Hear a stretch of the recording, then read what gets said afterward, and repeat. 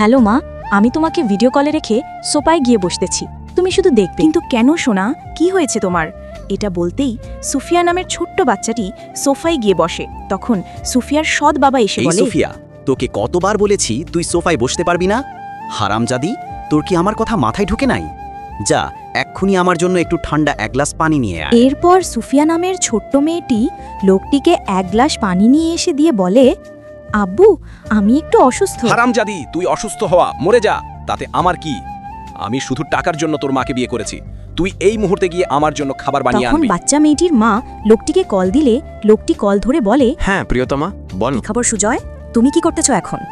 আর আমার মেয়ে সুফিয়া এখন কি করতেছে? প্রিয়তমা, তোমার মেয়ে এখন ঘুমাচ্ছে আর আমি কাজ করতেছি। আচ্ছা ঠিক আছে সুজয়, আমি তাহলে সন্ধ্যায় অফিস শেষ করে তাড়াতাড়ি বাসায় আসতেছি।